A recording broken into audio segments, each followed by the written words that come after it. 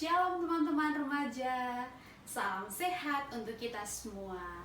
Hari ini bersama dengan Katika, kita akan belajar tentang kebenaran firman Tuhan.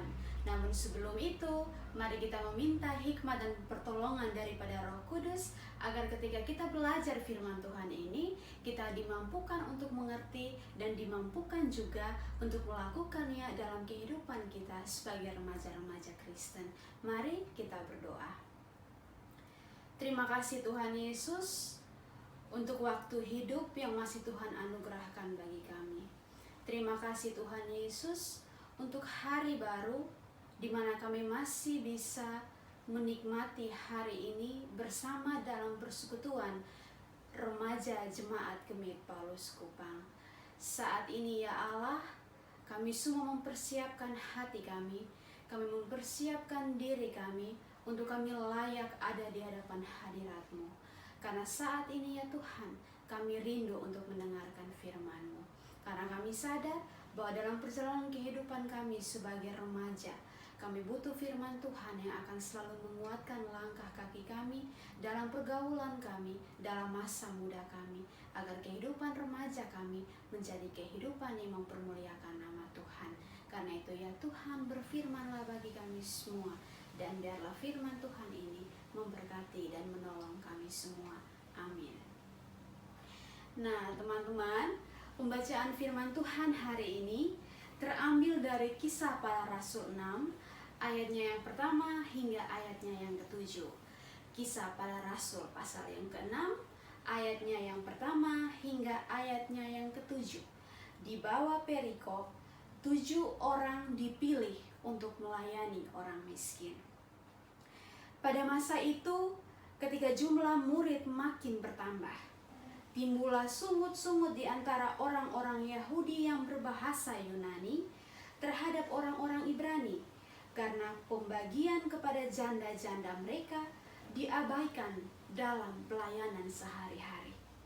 Berhubung dengan itu, ke-12 rasul itu memanggil semua murid berkumpul dan berkata, "Kami tidak merasa puas, karena kami melalaikan firman Allah untuk melayani meja.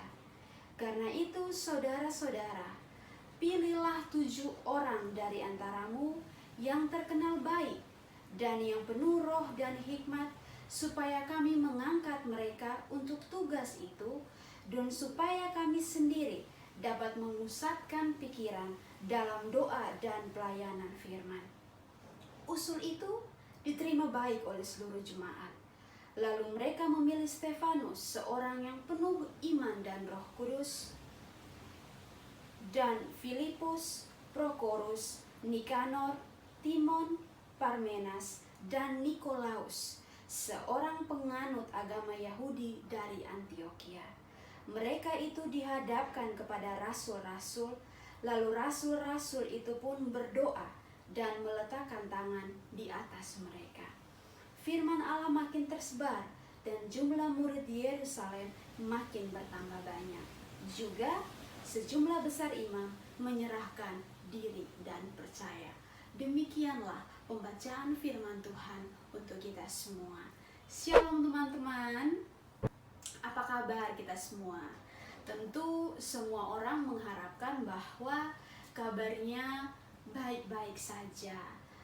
Hidupnya diberikan kekuatan, diberikan kesehatan, dan tentu kita akan mengamini itu karena kita percaya bahwa kasih dan penyertaan Tuhan itu memelihara kita hari lepas hari.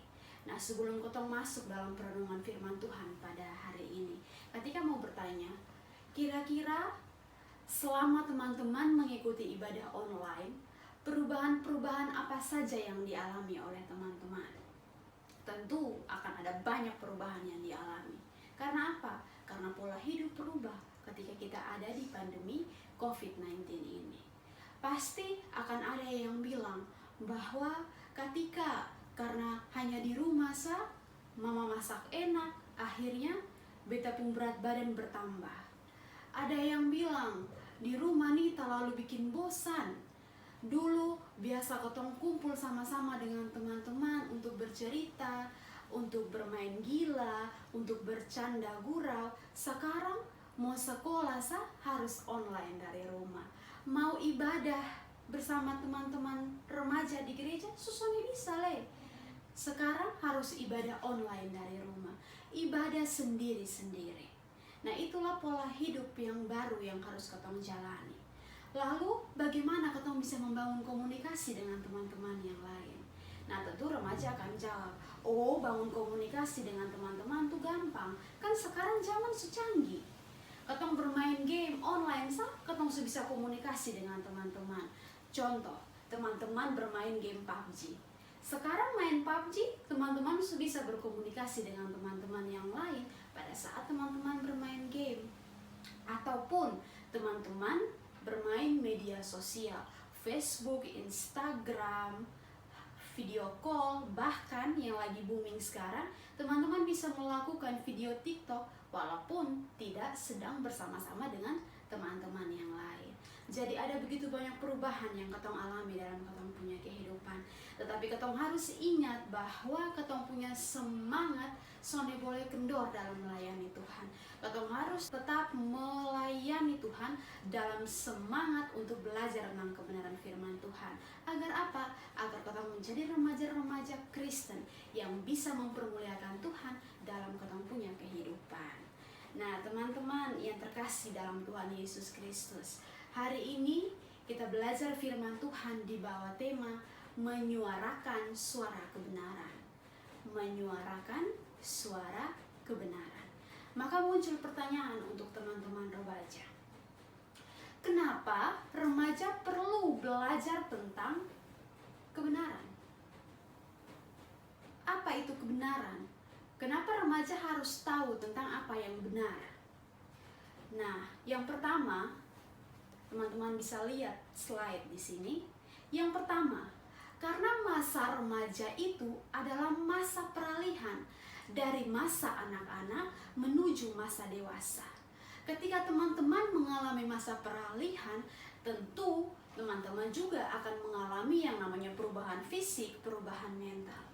Sehingga sonde heran kalau teman-teman merasakan, oh beta nih sekarang emosi sonde stabil. Ada kawan ganggu sedikit, ada kawan korek sonto tak salah sedikit, beta nih bawaannya cepat emosi. Beta nih bawaannya marah-marah. Beta nih bawaannya cepat tersinggung dan menangis. Nah, itulah yang terjadi ketika emosi teman-teman tidak stabil di masa remaja. Teman-teman juga lebih suka sekarang itu berkumpul dengan teman-teman yang seumuran, teman-teman sebaya, dibanding teman-teman harus duduk berkumpul dengan orang-orang tua. Bahkan teman-teman juga sudah bisa mulai untuk beradu pendapat dengan orang tua, karena teman-teman berpikir bahwa orang tua itu sonde mengerti perkembangan zaman. Orang tua sonde mengerti betapun kehidupan remaja di zaman sekarang. Sehingga teman-teman sudah mulai bisa untuk beradu pendapat dengan orang tua. Nah, itulah perubahan yang terjadi dalam diri teman-teman. Lalu poin yang kedua ialah masa remaja adalah masa di mana teman-teman itu berusaha mencari yang namanya identitas diri. Teman-teman mencari yang namanya sebuah jati diri.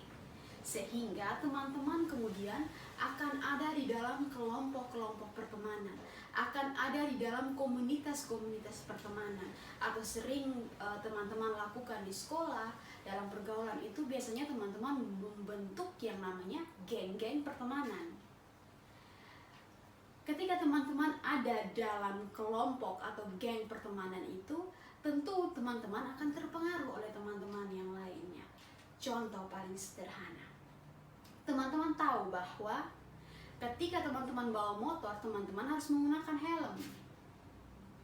Karena kalau tidak menggunakan helm, itu berarti teman-teman melanggar aturan. Teman-teman membuka peluang untuk mencelakakan diri sendiri. Teman-teman tahu mana yang benar, tetapi kemudian teman-teman tidak mampu menyuarakan kebenaran itu. Karena apa? Kobe pun teman, saya sonde pakai helm nah. Buat apa beta pakai helm? Teman-teman terpengaruh, suka ikut-ikutan dengan teman, sehingga teman-teman tidak mampu untuk menyuarakan yang namanya sebuah kebenaran. Lalu poin yang ketiga, ketika teman-teman mampu menyuarakan kebenaran, biasanya teman-teman itu menyuarakan menyuarakan kebenaran dengan cara-cara yang tidak tepat. Ketika ada masalah dalam kelompok pertemanan, ketika ada hal yang tidak menyenangkan dalam kehidupan teman-teman, teman-teman itu cenderung untuk mempersalahkan orang lain. Beta yang paling benar, dia salah. Semua orang dalam kelompok itu berusaha untuk mencari yang namanya pembenaran. Akhirnya apa? Teman-teman mulai hidup menjauhkan diri dari teman-teman yang dulunya dekat, teman-teman yang dulunya akrab, lalu mulai hasut teman-teman yang lain. Nanti kalau ketemu dia di jalan, jangan togor tak usah ketemu dia, tak usah baik-baik dengan dia. Kok dia terlalu hebat apa? Atau anak-anak zaman sekarang biasa bilang, siapa mau kenapa siapa. Lalu kemudian mungkin teman-teman juga akan memperjuangkan kebenaran menurut teman-teman itu dengan cara katong bakal aisa. Siapa yang menang, dia yang benar. Nah, anak-anak remaja sering menyuarakan kebenaran itu dengan cara yang tidak tepat, sehingga sonde heran kemudian ketong menjumpai adanya tawuran antar sekolah, perkelahian antar anak-anak, karena ketong sonde mampu mengelola secara baik bagaimana menyuarakan kebenaran itu dalam rasa damai, dalam rasa sukacita. Nah, teman-teman yang dikasihi Tuhan, hari ini kita belajar dari kebenaran firman Tuhan ini tentang apa? Tentang bagaimana pengalaman jemaat perdana pada waktu itu. Jumlah anggota jemaat perdana itu hari demi hari semakin meningkat. Semakin banyak jemaat yang berbondong-bondong untuk hadir pada saat itu. Namun, ketika begitu banyaknya jemaat yang semakin bertambah, ternyata ada satu masalah yang timbul, bahwa pelayanan diakonia kepada janda-janda yang berbahasa Yunani itu tidak dilaksanakan secara baik oleh orang-orang yang berbahasa Ibrani. Sehingga timbullah suatu konflik, timbul satu masalah perpecahan dalam jemaat. Orang-orang yang berbahasa Yunani itu kemudian mulai bersungut-sungut. Dong mulai menunjukkan bahwa dong ini adalah orang yang tertindas. Dong tidak mengalami yang namanya keadilan. Dan pada akhirnya dong berunjuk rasa atas ketidakadilan yang mereka alami. Lalu ketika ada perpecahan di jemaat, apa yang dilakukan? Rasul-rasul sebagai pemimpin jemaat pada waktu itu, kemudian mereka mulai membangun sebuah komunikasi di antara jemaat. Dong panggil semua orang-orang yang berbahasa Yunani, dong panggil semua orang-orang yang berbahasa Ibrani. Mari sini ketong kumpul, ketong membangun komunikasi untuk ketong melihat, kira-kira akar masalahnya ini apa. Para rasul mulai tanya, orang-orang yang berbahasa Yunani, kenapa bosong bersungut-sungut? Kenapa bosong merasa diperlakukan tidak adil? Lalu orang-orang yang berbahasa Ibrani, kenapa bosong lalai dalam melakukan pelayanan diakonia? Kenapa bosong sonde melakukan pelayanan dengan baik?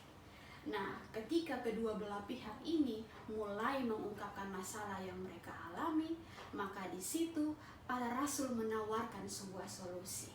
Bagaimana kalau kalian memilih 7 orang di antaramu yang dianggap baik, penuh hikmat dan Roh Kudus, untuk dipilih sebagai orang yang melakukan tugas pelayanan. Ketika diberikan solusi seperti itu, maka orang-orang jemaat perdana pada waktu itu dong terima itu solusi, lalu dong memilih 7 orang itu. Ketika selesai memilih 7 orang itu, maka 7 orang itu harus sadar akan tugas peran pelayanan yang harus dia emban. Lalu poin yang terakhir, bahwa ketika 7 orang itu harus mengelola dan mengerjakan setiap tugas pelayanan itu, maka tugas jemaat-jemaat yang lain apa? Jemaat-jemaat yang lain harus memberikan kepercayaan kepada orang yang sudah dipilih maupun kepada para rasul sebagai pemimpin, agar di kemudian hari ketika terjadi sebuah masalah perpecahan lagi di dalam jemaat, mereka sudah percaya bahwa akan ada solusi yang baik yang akan diberikan oleh para pemimpin, yaitu rasul-rasul. Nah, setelah dong semua menyelesaikan itu masalah, apa yang terjadi? Kotong lihat pada ayat yang ke-7, firman Allah makin tersebar dan jumlah murid di Yerusalem makin bertambah banyak. Itu berarti bahwa ketika kotong memiliki kesatuan hati di dalam pelayanan, ketika kotong bersatu untuk tidak lagi ada perpecahan, maka di situ firman Allah memberkati banyak orang. Firman Allah membuat banyak orang menjadi pengikut Kristus, sehingga nama Tuhan dipuji dan dipermuliakan melalui setiap tindakan yang akhirnya kotong putuskan bersama untuk menunjang pelayanan.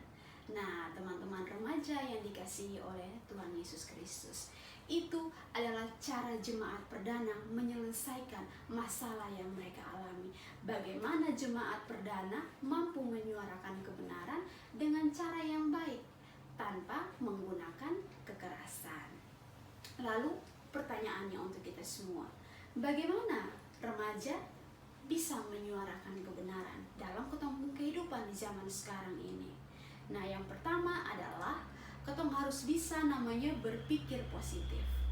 Ketika ketong ada dalam komunitas, hubungan pertemanan, tentu akan ada yang namanya perbedaan pendapat, tentu akan ada yang namanya masalah. Tetapi bagaimana ketong mampu berpikir positif? Oh, ini masalah nih ada supaya ketong saling mengenal satu dengan yang lainnya. Oh, ini masalah nih ada supaya ketong tahu bahwa semua orang itu punya cara yang berbeda-beda, cara pikir berbeda, cara bertindak berbeda, dan lain sebagainya. Ketika ketong menaruh pemikiran yang positif, maka ketong bisa berpikir juga dengan cara yang baik untuk menghasilkan solusi yang baik. Yang kedua, ketika ketong ada masalah dalam ketong punya pertemanan komunitas, marilah ketong mengumpulkan informasi itu dari berbagai sudut pandang. Nah, kelemahan ketong sebagai remaja karena ketong punya emosi yang belum stabil tadi, ketong itu sukanya mendapatkan informasi itu hanya dari satu pihak, hanya dari teman-teman yang dekat dengan ketong. Apakah betul informasi yang diberikan teman-teman yang dekat itu benar? Kalau tidak benar, bagaimana? Maka kita perlu untuk mengumpulkan informasi itu dari berbagai sumber, agar kemudian informasi-informasi yang masuk itu bisa kita kemudian mengolahnya dengan baik untuk mendapatkan sebuah solusi. Poin yang ketiga, mintalah sebuah pandangan dari orang yang lebih tua. Minta pendapat orang yang lebih tua, baik itu orang tua di rumah, baik itu guru di sekolah, ataupun kakak-kakak guru di remaja, di gereja. Kenapa ketong perlu meminta solusi dari orang yang lebih tua dari ketong? Karena ketong sadar bahwa ketong kehidupan sebagai remaja itu masih butuh untuk dibimbing, masih butuh untuk diarah-arahkan oleh orang-orang yang memiliki pengalaman lebih daripada ketong. Nah, dan yang keempat, ketika ketong sudah mendapatkan solusi, maka bertindaklah sesuai dengan firman Allah, agar nama Tuhan itu dipermuliakan dalam ketong punya pikiran, ketong punya perkataan, bahkan ketong punya perilaku hidup hari lepas hari. Ketika ketong menyelesaikan segala masalah yang ketong alami dengan firman Tuhan, maka ketong mampu yang namanya saling memaafkan. Ketong mampu yang namanya saling mengampuni, saling mengasihi. Sehingga ketong punya kehidupan sebagai remaja-remaja di dalam ketong punya pergaulan lepas hari, ketong menjadi orang-orang yang mendatangkan berkat, bukannya remaja-remaja yang membawa batu sandungan untuk teman-teman yang lain. Nah, inilah yang membedakan ketong remaja-remaja Kristen dengan remaja-remaja yang lain, bahwa ketong punya kehidupan masa muda sebagai seorang remaja itu harus menjadi contoh dan teladan yang baik, di mana ketong mampu menyuarakan tentang sebuah kebenaran sesuai dengan kebenaran yang ada dalam firman Tuhan, agar nama Tuhan itu dipermuliakan dalam ketong punya kehidupan. bagaimana teladan yang baik itu ketong sampaikan kepada teman-teman yang lain, supaya teman-teman yang lain juga belajar bagaimana berperilaku yang baik sesuai dengan kebenaran firman Tuhan. Nah, perenungan pada hari ini akan Kak Tika tutup dengan sebuah cerita inspiratif. Martin Luther King Jr. Dia adalah seorang pendeta yang memperjuangkan hak-hak orang kulit hitam, kaum kulit hitam di Amerika Serikat. Dia memperjuangkan sebuah hak persamaan, bahwa tidak boleh ada perbedaan hak antara orang-orang kulit hitam dan orang-orang kulit putih. Bagaimana cara dia memperjuangkan hak-hak itu? Apakah kemudian dengan kekerasan? Tidak. Martin Luther menggunakan kekuatan pidatonya untuk menyadarkan orang-orang tentang persamaan hak itu.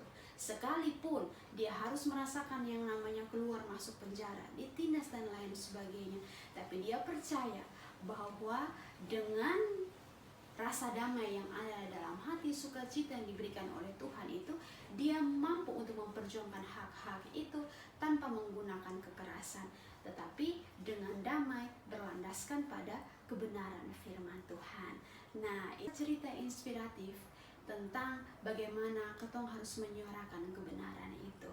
Jadi marilah sebagai remaja-remaja Kristen, melalui firman hari ini ketong belajar menjadi remaja-remaja yang mampu memilah hal-hal yang baik daripada hal-hal yang buruk.